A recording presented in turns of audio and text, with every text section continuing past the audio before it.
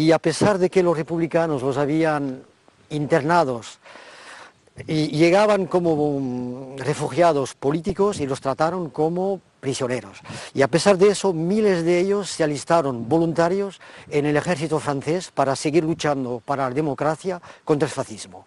Y cosa que hay que mencionar, muy importante, no quisieron ir a la Legión extranjera porque la Legión extranjera son mercenarios. La gente les dan una prima y les pagan.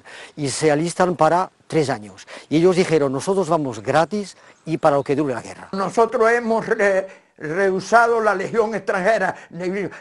Nosotros si combatimos es por la libertad y porque Francia es una república y un pueblo hermano por quien en España se ha tenido siempre mucha simpatía por Francia. Lo decíamos el país de la libertad, todos conocíamos la marsellesa al dedillo. Si nosotros los españoles no queríamos, lo habíamos dicho, nosotros no queremos ser mercenarios, estar considerados como mercenarios. No queremos, no aceptamos la Legión extranjera, no contéis con nosotros. Nos alistamos a la Legión por las condiciones que estábamos en el campo, y como nos dijeron que por allí nos daban ropa y que nos daban de comer bien, pues vimos una ventaja. Y bueno, pues vamos siempre con el pensamiento de desertar de la Legión. Que ocurre que hemos participado en la lucha, hemos pasado a Bélgica, y cuando se declaró la guerra, a ese momento los franceses avanzaron un poco y nosotros éramos de los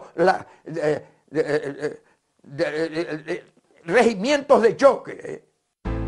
El bautismo de fuego lo recibieron los primeros combatientes españoles en el puerto noruego de Narvik, el 10 de abril de 1940, al ocupar los alemanes Dinamarca y Noruega. Se batieron y murieron heroicamente en primera línea. Cuando en el 45 se libera Europa, los noruegos, los sindicatos noruegos, que tienen un organismo que es el Socorro Popular Noruego, dicen tenemos que ayudar a los españoles.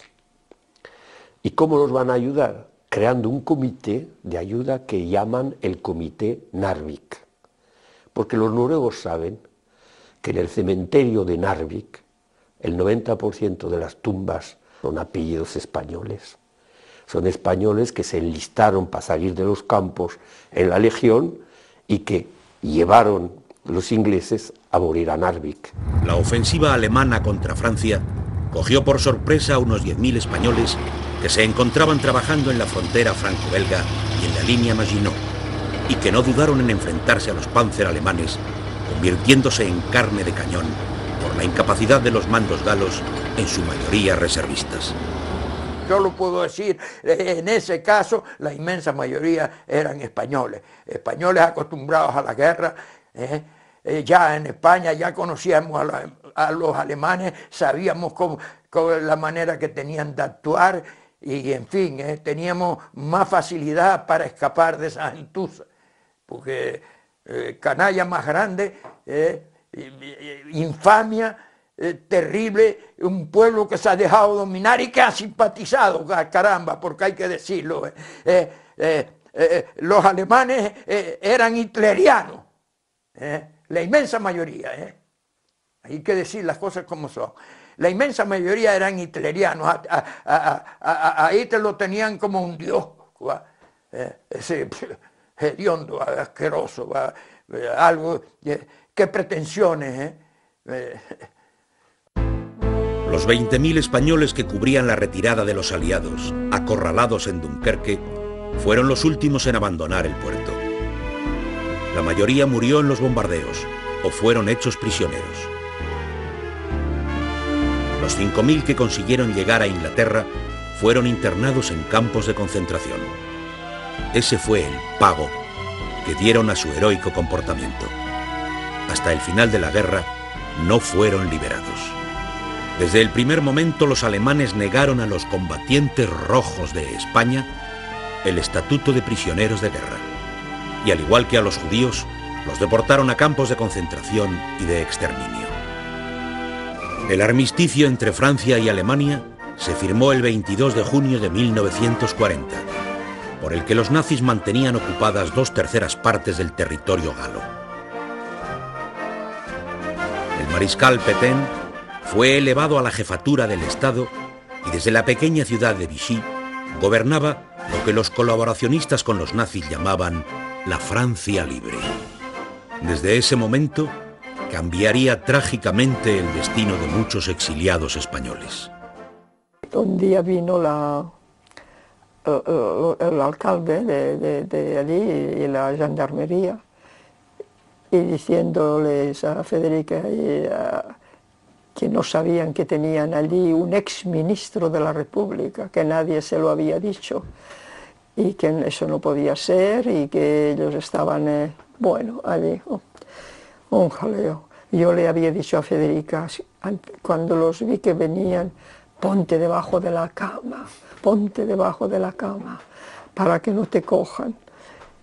Sí, la pobre mujer lo hizo, se puso debajo de la cama. Y luego venía la prensa diciendo un ministro debajo de la cama, porque la encontraron, claro, yo primero.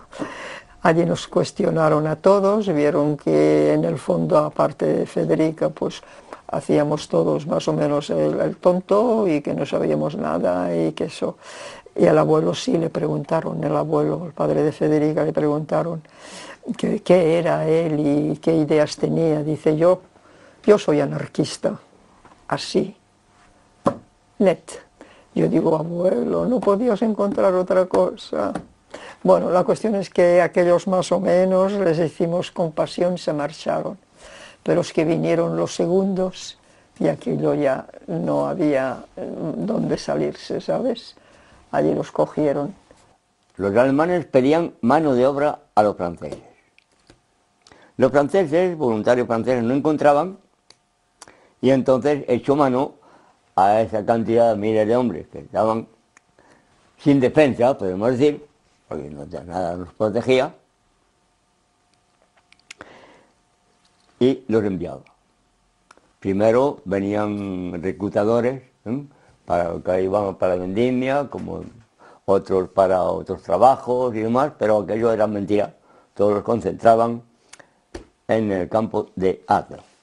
Y cuando había una cantidad suficiente, entonces formaban un tren y lo mandaban.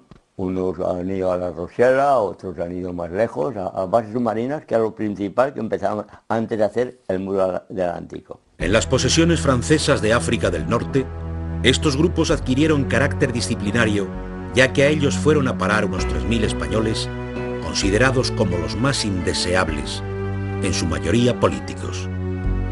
Sometidos al arbitrio de sus jefes, sufriendo continuos malos tratos y vejaciones, fueron empleados en la construcción del ferrocarril transsahariano, en condiciones extremas de dureza, calor y escasez de agua.